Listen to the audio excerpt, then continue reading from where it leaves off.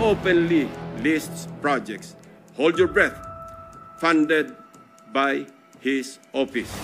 I repeat, funded by his office, including flood control and river protection initiatives. Itinanggi ni House Deputy Majority Leader at Oriental Mindoro 1st District Representative Arnan Panaligan na siya ang proponent ng flood control project sa kanilang probinsya. Ito'y matapos siyang idawit ni Senator Panfilo Lacson sa privilege speech hinggil sa umano'y palyadong proyekto sa Baco at Nauhan Oriental Mindoro na pinondohan umano sa pamamagitan ng congressional insertions. Giit ni Panaligan, ang pagtukoy at pagpapatupad ng mga proyekto ay nasa DPWH at wala siyang koneksyon sa mga kontratista. Nauunawaan naman ni Congressman Panaligan ang layunin ni Senator Lacson, bagaman naniniwala itong unfair na madawit ang kanyang pangalan sa aligasyon ng katiwalian. I rise on a matter of personal and collective privilege to uncover schemes surrounding a systemic problem in our country.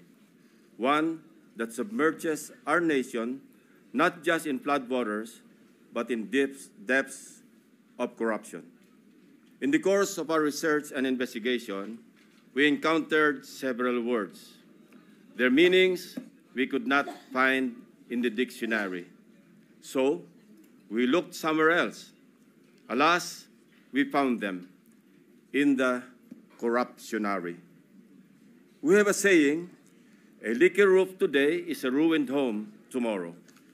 Thankfully, President Bongbong Marcos himself has taken decisive steps to plug the leaky roof as a determined follow-through on his striking rebuke and appeal to conscience with his resounding admonition, "Mahiya naman kayo."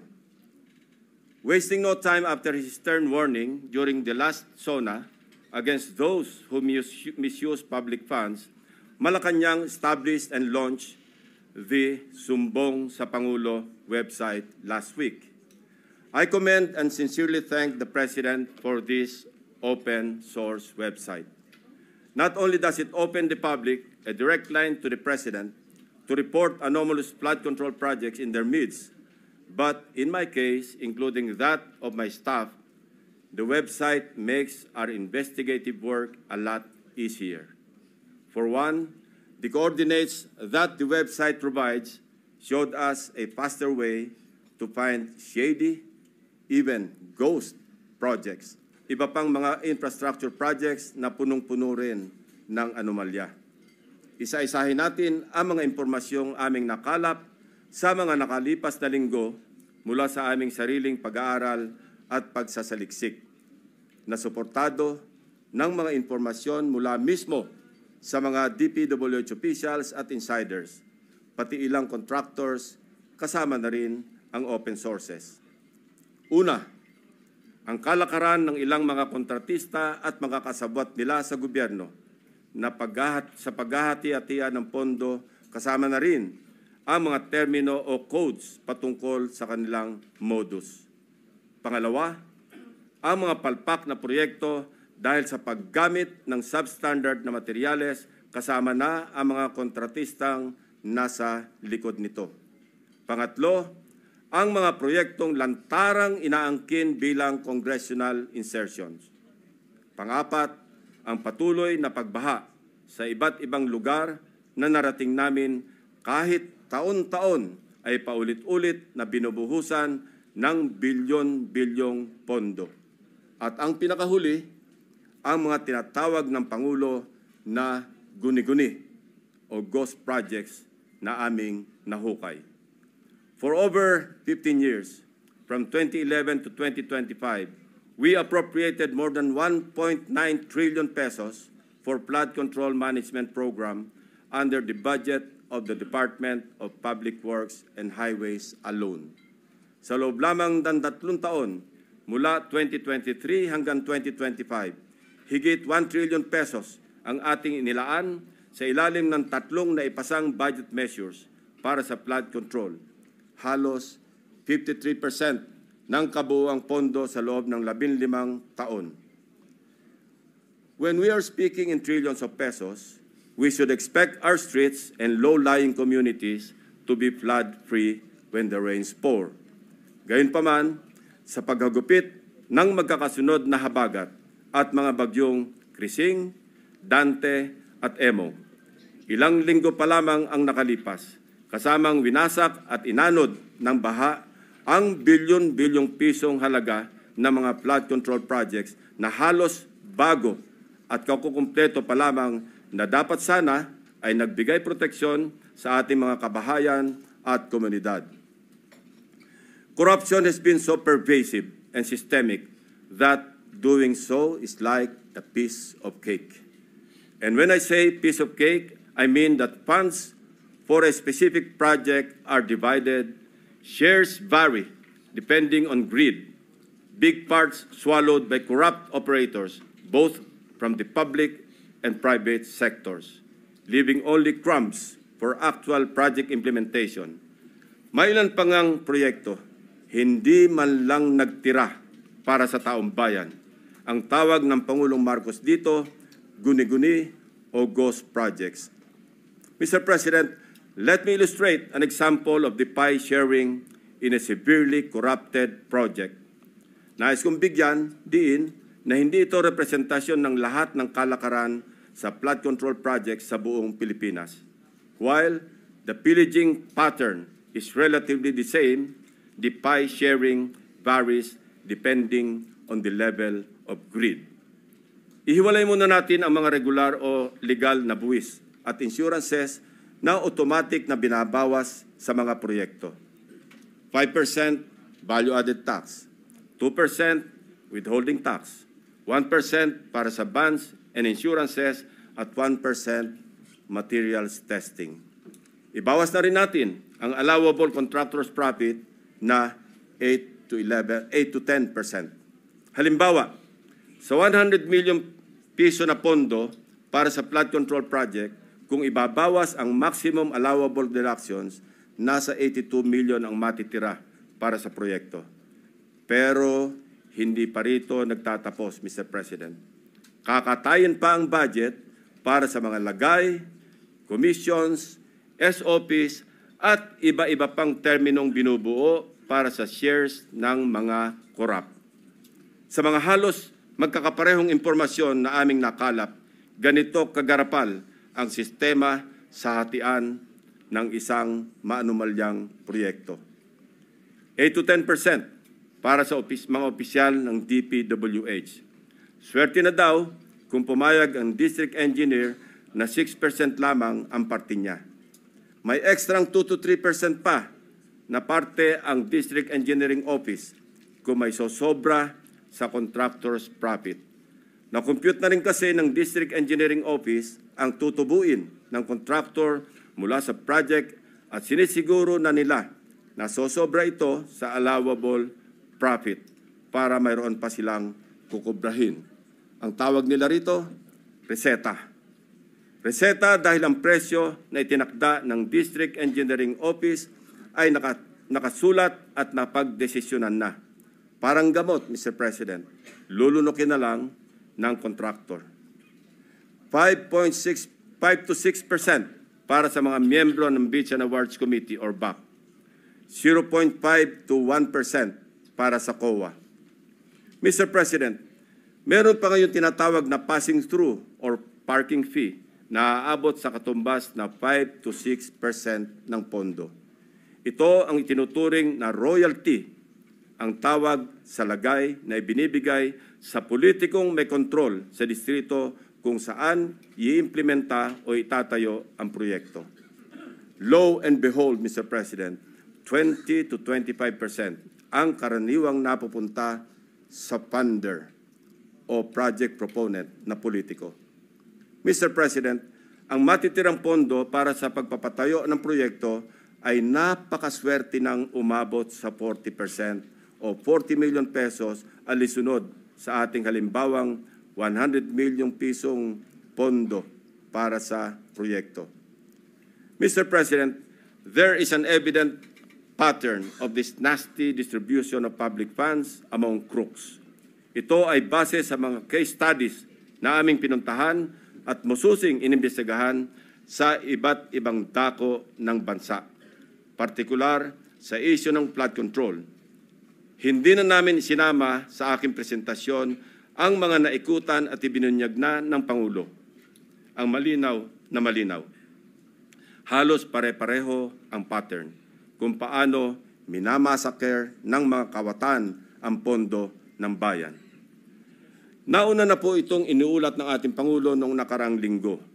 Nang banggitin niya ang mga items na pare-pareho ang contract cost sa kabila ng pagkakaiba-iba ng specs, disenyo at haba ng proyekto. Panoorin po natin ang video.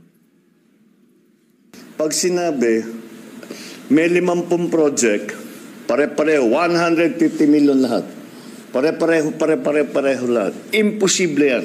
It is impossible for one barangay, even if they are the next barangay, to have the exact same project to the exact same amount with the exact same contractor. Imposible yan. Sa parlance po na ang nakakaalam lamang ay ang mga kasali sa gulangan sa pondo. Ito po ang tinatawag na distinct. Distinct ang mga budget items na makikita sa General Appropriations Act at awarded contracts na may pare-parehong halaga para sa magkakalapit man o magkakalayo na proyekto. Distinct dahil ayon sa aming mga informants sa loob ng DPWH at kinumpirma ng ilang contractors, coded na budget ito para mayroong pagkakakilanlan ang mga quote-unquote may-ari ng proyekto. Para sa mga nakakaunawa, ang ibig sabihin po ay akin yan. Sa Bulacan First Engineering District na pinamumunuan na magkasunod na tinanggal sa pwesto na sina dating District Engineer Henry Alcantara at ang pumalit sa kanya na si Bryce Hernandez. Napag-alaman naming talamak ang ganitong kalakaran. Bakit? Sapagat ayon sa mga contractors at DPWH officials na nakipag-usap mismo sa akin at aking staff, ang dalawang ito ay halos pareho lang ang pagmamahal sa pera. Napabalita pa nga kamakailan na ang isa sa kanila ay nakakapagpatalo ng 100 milyon sa isang kasino dito sa Metro Manila. Mr. President, sa District Engineering Office na ito, sa ilalim ng pamumuno ng dalawang nabanggit na opisyal, para sa taong 2024, 28 proyekto ang pare-pareho ang pondo kahit magkakaiba ang specs, disenyo at haba. Distinct. Babalikan po natin, Mr. President, mamaya ang lalawigan ng Bulacan na aming maituturing na pinaka-notorious pagdating sa anomalya ng flood control projects base sa aming mga findings. Unahin muna natin ang kaso ng questionabling flood control project sa lalawigan ng Pampanga. 4 years now, the riverbank mitigation project in Candating, Arayat, has been the face of a failed flood control project. Tuwing umuulan, panay ang aray ng mga taga-Arayat sa pag-apaw ng ilog na hindi mapigilan ng flood control. Mr. President, binisita ng aking mga staff ang Arayat nitong nakaraang 2 linggo lamang na tinamaan din ng hagupit ni Emong at nagdulot na naman ng pagguho ng ilang bahagi nito. Take note, Mr. President, katatapos lang ng panibagong repair nito noon lang Hunyo ng kasalukuyang taon, 2025. Sa itsura ng structure, tila baga hindi binibigyan construction, rehabilitation of slope protection along Pampanga River, Candating, Arayat, Pampanga, way back in 2018. Mr. President, we used the people's tax money to repair it in 2023 for a contract price of 91.6 million pesos. It was repaired again by another year's tax money in 2024. This time, not once, but twice, 91.8 million for Phase 1 and 91.4 million for Phase 2. Take note, 20 million pesos lang ito sa una at original construction.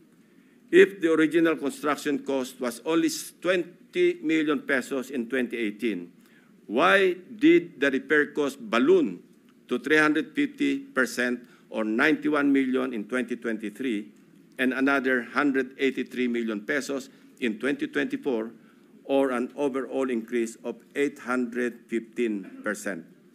Aba, at nawili na ang funder ng Edmarie Construction na siyang palaging nananalong contractor sa Kandating, Arayat, Pampanga noong 2023 at 2024. Naglagay pa ulit ng 100 million pesos ngayong taon. Buti na lang, pinigil ng Malacanang ang pag-release ng pondo. Distinct din, but in a very distinct way. As I mentioned earlier, all of these were awarded to the same mighty contractor, Edmarie Construction and Trading. In total, Edmarie bagged 274.8 million pesos in taxpayers' money for the rehabilitation and repair of Kandating na tila hindi nagsasawa sa kare-repair. Hindi lang po yan ang issue ng Edmarie. How can this contractor, with an unusual share of controversies, including being delisted as DHSUD builder in 2023, be trusted to rebuild its own consistently collapsing project, which has evidently come with great cost and loss to the government? Paulit-ulit ang pag-repair, ngunit ganito pa rin ang kalagayan sa Kandating, Arayat. Arayat ko po. Mr. President, magtungo naman tayo sa Hilagang Luzon, partikular sa probinsya ng La Union, kung saan matatagpuan ang Bawang River Basin, na kung saan matindi ang congressional insertions. Sa tulong ng mga concerned groups and individuals, napansin namin ang bilang ng flood control projects na bagamat wala sa National Expenditure Program noong 2024, ay biglang tumubong parang kabute sa General Appropriations Act ng nakaraang taon. Halimbawa, ang construction of flood control structure along Bawang River Basin. 2 items lamang na may tig 50 million pesos ang nakalaan sa bahagi ng Nagilian. Samantalang, ang bayan ng Bawang ay wala pong proyekto sa National Expenditure Program. Abracadabra, sa naipasang 2024 General Appropriations Act, nagkaroon ng 10 items na nahahati mula Package 1 hanggang Package 10 na may tig 98 million pesos ang biglang umusbong para sa Nagilian. Sa kabuuan, ang 10 packages na ito ay umabot sa 967.4 million pesos. Halos 1 bilyong piso kumpara sa 2 tig 50 million lamang sa 2024 NEP. Sa Bawang naman, 7 packages ang lumitaw na may magkakaparehong halaga, 89 million pesos each. Sa kabuuan, ito ay nagkakahalaga ng 623 million pesos mula zero budget sa NEP ng 2024. Sa aming masinsing pagkalkal, ay natuklasan naming iisang kontraktor ang naawardan ng lahat ng packages na ito, ang Silver Wolves Construction Corporation. Distinct pa rin, distinguished colleagues. Ito ang nabanggit kong pork barrel insertions kanina, Mr. President. Meron pang mas matinding congressional insertions, ipapakita ko sa inyo. Baco at Nauhan, Oriental Mindoro. Aguila congressional insertions. Mr. President, when flood control projects fail to stand against the tides, we are compelled to question the feasibility of the project and the technical capacity of the contractor. But what if an elected congressman or a political group claims ownership of the project? Is it not both proper and necessary to scrutinize their motivations and examine the extent of their involvement, and perhaps to hold them responsible? This explains the logic why I am insisting to make transparent the identities of the proponents of the insertions, from the House GAB, Senate version, and all the way to the BICAM. If they claim something as theirs, should they not also be accountable for its failures? Mr. President, I raise the question because of the evident congressional banners we observe alongside many projects in Nauhan and Baco, both in Oriental Mindoro.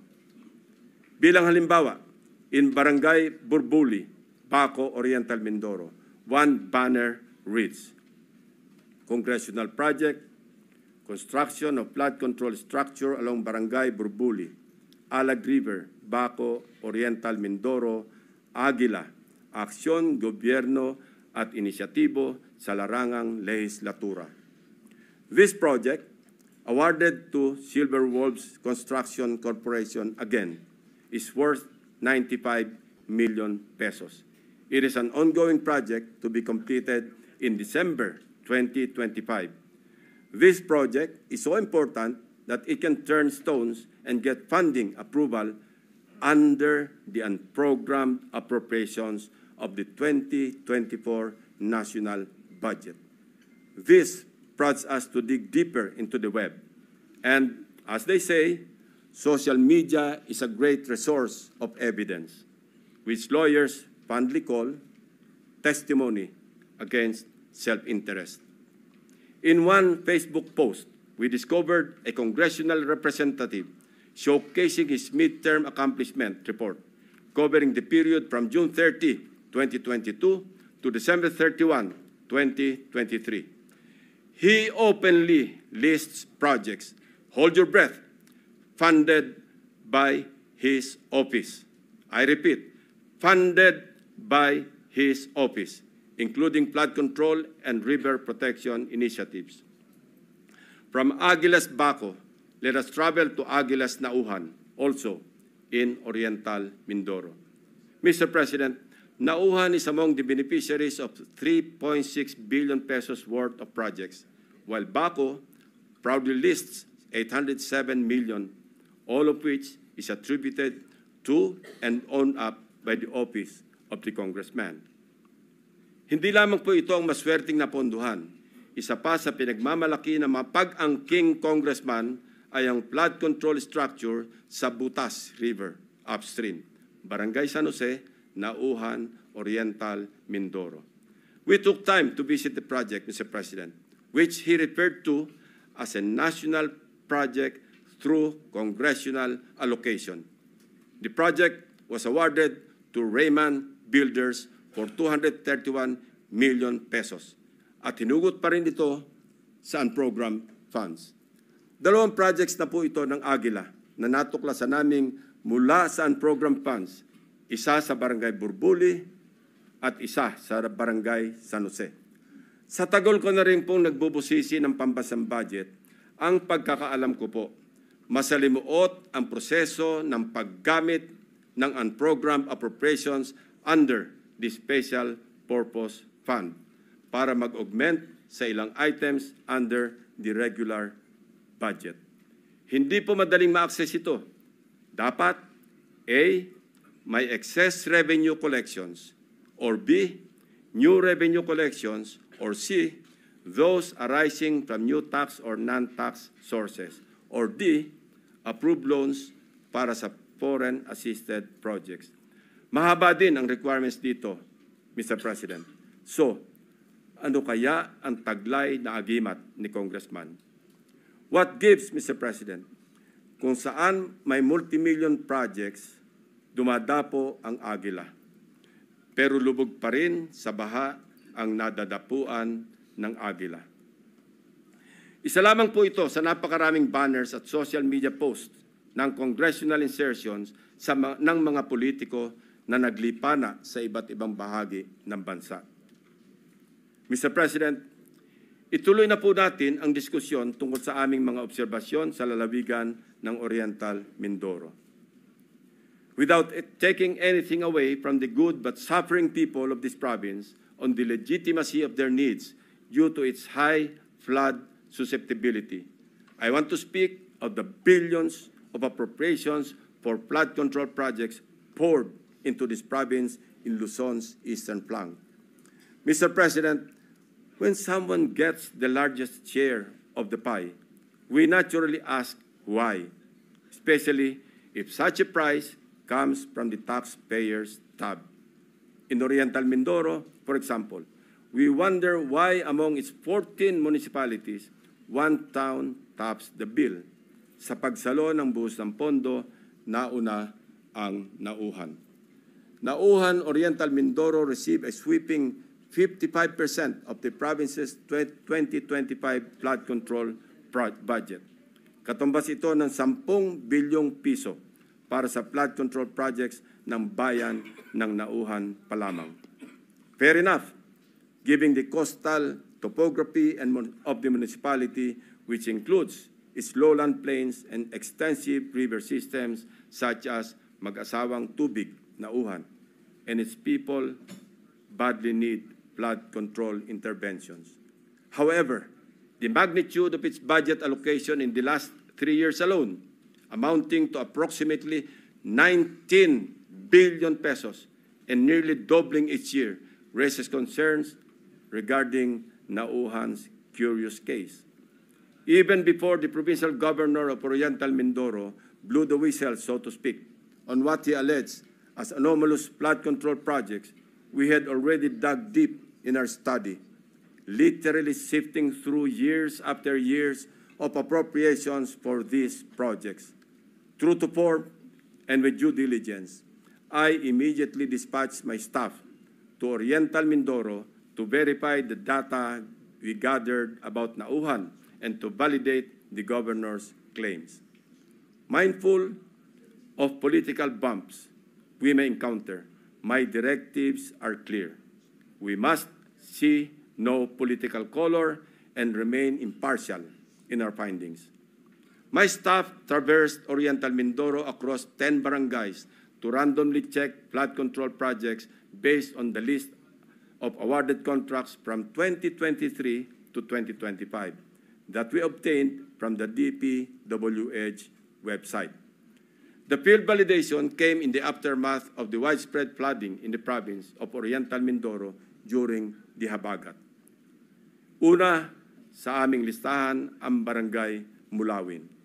Sa 70 barangay ng Nauhan, Oriental Mindoro, ang Barangay Mulawin ay nakakuha naman ng 1.9 billion pesos.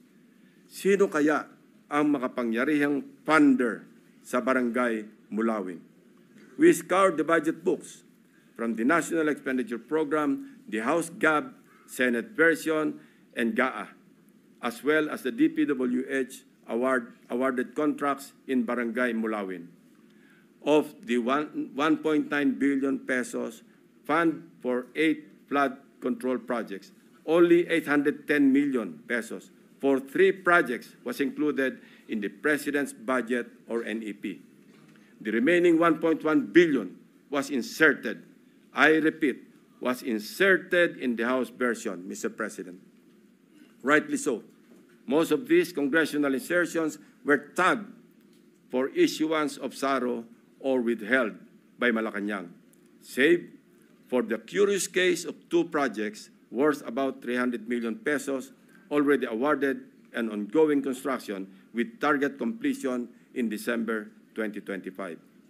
Mr. President, sa buhos ng budget sa barangay na ito, inaasahan natin na may proteksyon na ang mga residente ng Mulawin mula sa baha dulot ng bagyo. Sa kasamaang palad, habagat pa lang at hindi pa man naitalang bagyo ang tumama sa probinsya. Gumuhuna ang ilang parte ng mga diking pinaggastusan ng 100 milyong piso. Inagos na rin ng tubig, baha, ang bilyong pisong danyos ng nasirang flood control.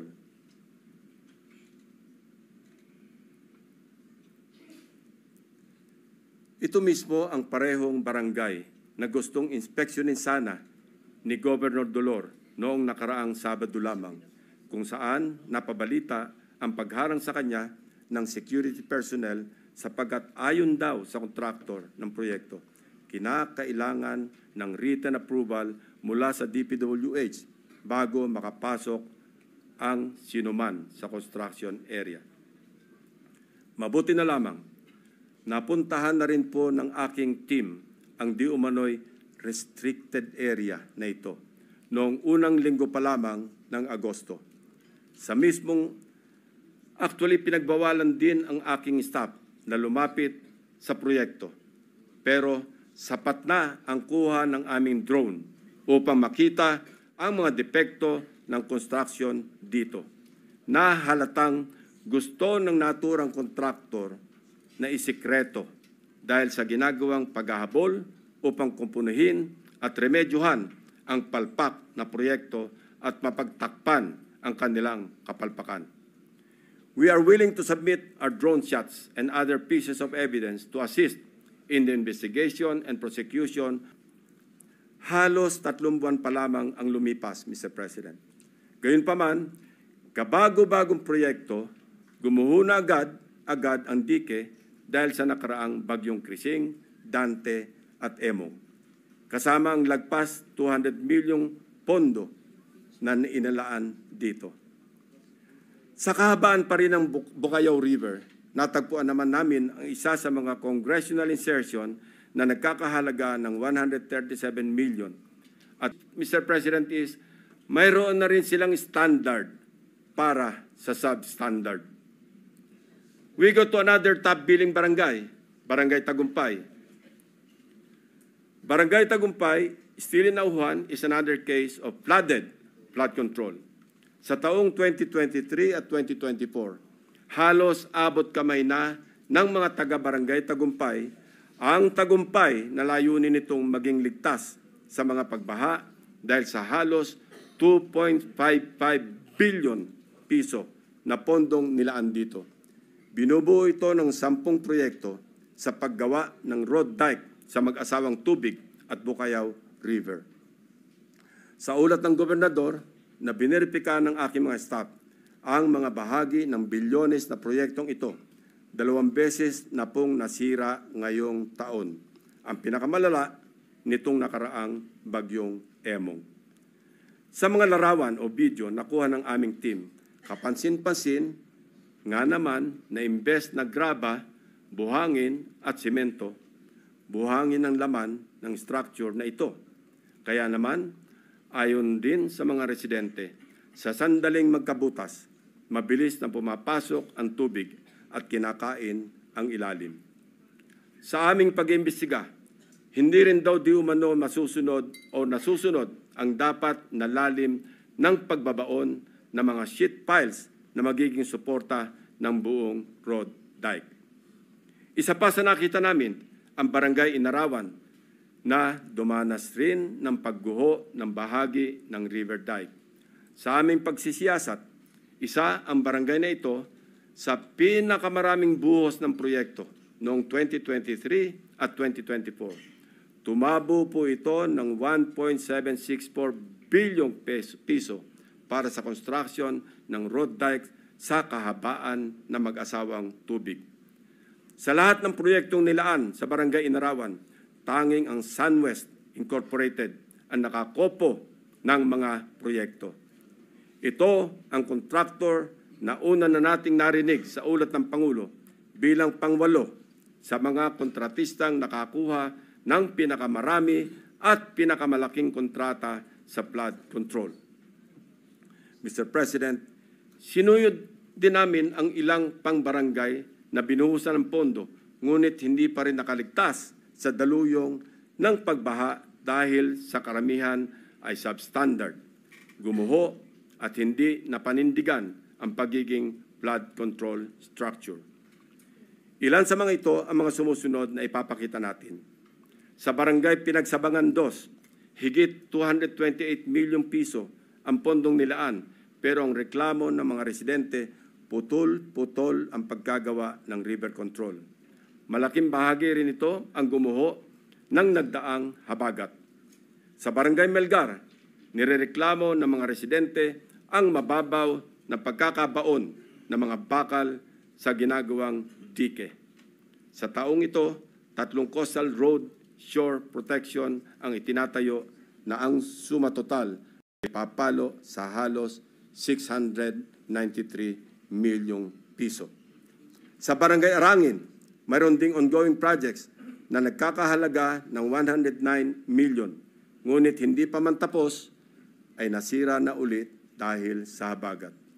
Mr. President, for 3 years, 19 billion na pondo ang ibinuhos para sa flood control sa Nauhan. Umaapaw ang pondo pero lubog pa rin sa baha ang mga Nauhenyo. Ano nangyari, Mr. President? Kaninong mga bulsa inanod ang buwis ng taong bayan? Kung sa Oriental Mindoro gumuguho ang mga proyekto, mamaya po, Mr. President, ipapakita namin ang mga lugar naman na walang makikitang gumuguho. Hindi dahil sa matitibay ang paggagawa, kundi dahil hindi talaga maaaring gumuho ang guni-guni o ghost projects. Mr. President, sa Kalapit Barangay, sa Barangay Apitong, isa sa mga proyektong matyagang hinanap ng aking team ay ang construction of road dike along Mag-asawang Tubig River, Sitio Dique, Barangay Apitong, Section, Nauhan, Oriental, Mindoro, na na-award sa Elite General Contractor and Development Corporation. Ang halaga ng kontrata, 192.99 million pesos. Ayon sa dokumentong ito, mula sa DPWH website, completed na po ito. Ngunit, nang puntahan ng aking team, wala po silang nakitang proyekto sa Sitio Dique. Ayon din po sa pahayag ng mga residente, wala pong flood control na ginawa noong nakaraang taon sa kanilang sitio. Ang alam lang nila, mayroong gagawin pa lamang ngayong 2025. Nasaan ang halos 193 million na pondo sa Sitio Dique noong 2024? Eksakto ang lokasyon na aming pinuntahan sapagkat consistent ito sa coordinates na nakalathala sa DPWH at sa sumbong sa Pangulo website. Guni-guni o guni-guni? Mr. President, distinguished colleagues, tuloy-tuloy na po tayo sa usapang guni-guni sa mga proyekto sa lalawigan ng Bulacan. Nasabi ko nga kanina ay ang pinaka-notorious sa aming mga case studies na sa ulat na rin ng mga taga-DPWH officials at insiders at ilang contractors ay minumulto ng humigit kumulang 30 guni-guning proyekto. Una sa aming pinuntahan, ang siyudad ng Malolos, kung saan kitang-kita ang labis na pagbaha sa kabila ng una ng napaulat na buhos ng pondo sa probinsya. Isa sa aming binisitang proyekto ng aking team sa Barangay Calero ay ang construction of riverbank protection na may kontratang nagkakahalaga ng 77 million pesos. Ang kontraktor nito, base sa record, ay Wawaw Builders at tag as completed as of October 2024. Gamit ang coordinates sa sumbong sa Pangulo website, madali naming natunton ang lokasyon ng proyekto. Inabutan po namin ang flood control structure na ayon sa mga residente ay sinimulang gawin ngayong taon, 2025 lamang. Ibig sabihin po, ang pondo nito ay nasa taong 2025, hindi 2024. Sigurado kami sapagkat iba ang contract ID nito base sa DPWH billboard na inyong nakikita sa screen. Kinumpirma din po ng mga residente na walang flood control project na ginawa sa lugar noong 2024. Ang malaking tanong, ano ang riverbank protection structure na pinondohan at sinasabing completed dito? Ito po bang nakikita nating puting pader sa screen? Pader nga po yan, Mr. President. Perimeter fence ng subdivision. Mr. President, sari-saring gimmick, makapandaya lang ng milyones sa kaban ng bayan. Magtungo tayo sa susunod na barangay, Mr. President. Lula ng bangka, binagtas ng aking mga staff ang barangay Babatnin upang hanapin ang riverbank protective structure na pinondohan noong 2024. Ito ay nagkakahalaga ng 77 million pesos ulit na nakuha naman ng Darcy and Anna Builders. Mayroong flood control project na kumpirmado rin sa mga online videos na nahanap namin. Ang SISTE, hindi po ito ginawa noong 2024. 2018 pa po, Mr. President. Pinondohan din ito noong 2021, 2023, at 2024. Ayon sa mga residente, ang huling pagsasaayos dito ay nangyari noong 2023 na substandard din ang pagkakagawa. So, kanino napunta ang inilagak na pondo sa ilalim ng 2024 National Budget para sa proyekto na ito? Paulit-ulit ang pagpopondo kahit gawa na. Bagong style ito, Mr. President. Ilan pa kayang flood control projects ang ganito? Ang contractor nito na Darcy and Ana Builders. Nagmimistulang multo rin. Bakit kanyo? Base sa mga dokumento ng kumpanyang ito. Ito ay isang negosyo na rehistrado sa ilalim ng sole proprietorship at may address sa Cardona, Rizal. Sa pamamagitan ng simpleng pag-search sa Google Map, ay madaling makita ang gusali kung nasaan ang nasabing negosyo. E-payment store sa halip na construction company. Wala na rin ang signage ng Darcy and Ana Builders sa dating nakakabit sa building. Maya-maya, ipapakita pa namin ang mga natuklasan naming proyekto na gawa o dapat ginawa ng nawawalang Darcy and Ana Builders. Sinuyod din po natin ang ilang barangay sa Hagonoy, Bulacan, na hanggang ngayon ay lubog pa rin sa tubig baha, Mr. President. Gamit ulit ang sumbong sa Pangulo website, hinugot namin ang exact grade coordinates ng proyektong aming nakita para tiyakin na sakto ang lokasyon kung saan tayo napadpad. Mr. President, the first subject project was in Barangay Carillo, Hagonoy, Bulacan. Supposedly completed on April 19, 2024. It was awarded to Darcy and Ana Builders and Trading for a sweeping price tag of 77.199 million pesos na naman. Mr. President, gusto po ba ninyo makita ang itsura ng isang 77.199 million pesos worth na riverbank protection structure? Tingnan po natin. Nasaan na nga ba? Ewan ko, Mr. President, dahil wala tayong makita. Kahit ano pang suyod ang gawin namin, hindi namin makita o mahagilap ang flood control project ng Darcy and Ana Builders. Hello, Darcy.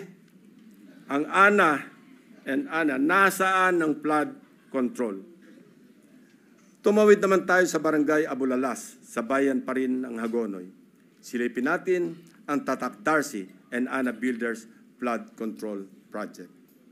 Sinuong ng aking team ang baha sa Barangay Abulalas, Hagonoy para hanapin ang proyektong Construction of Riverbank Protection Structure mula sa Darcy and Ana na nagkakahalaga ng 77.199 million pesos na naman. Ito po ang tumambad sa amin, Mr. President. Nakikita niyo po ba ang pagkakatayo ng flood control structure?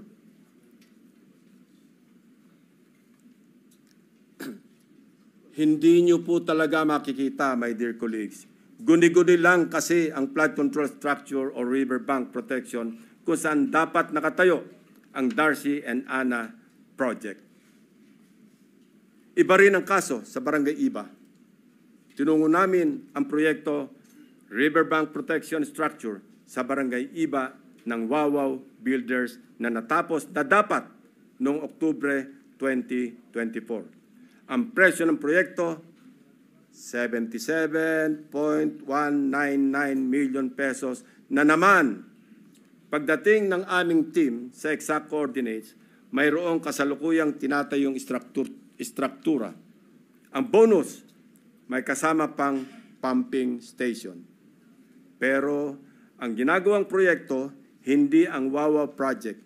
Sa mismong lokasyon, kung saan dapat nakatayo ang Wawaw Riverbank Protection, ang nakabalandrang contract ID ay ang ongoing project ng isang Third Star Builders Contractors para sa flood mitigation structure with pumping station and floodgate na ang presyo ay papalo sa 92.54 million pesos.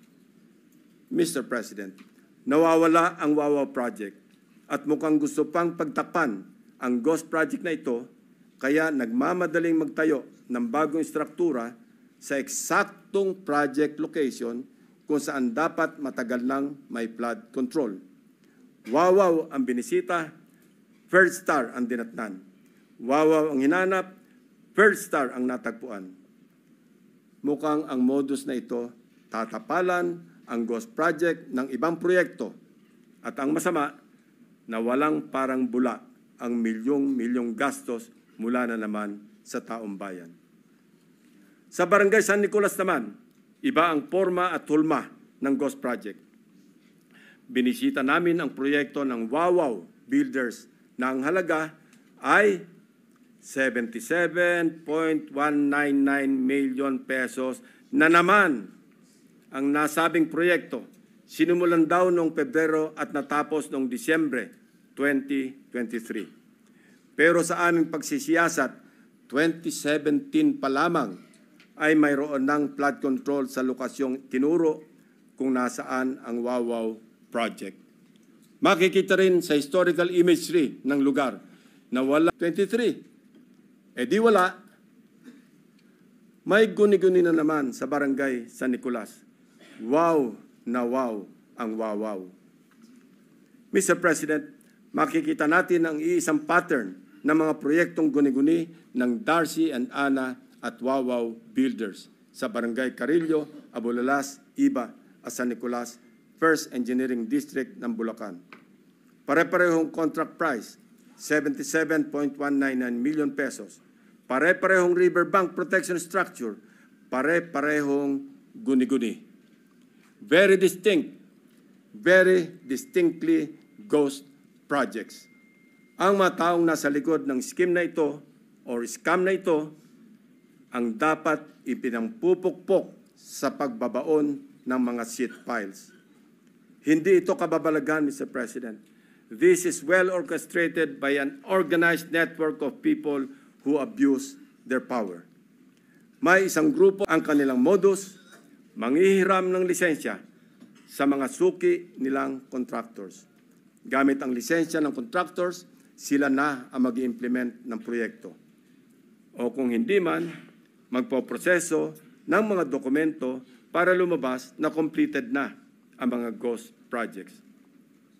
My office is willing and ready to provide the names of the members of this well-organized syndicate inside the Bulacan First District Engineering Office, including probable witnesses to testify against them if and when the appropriate authorities will open a formal investigation into these morally wicked schemes to defraud our people of their hard-earned taxpayers' money.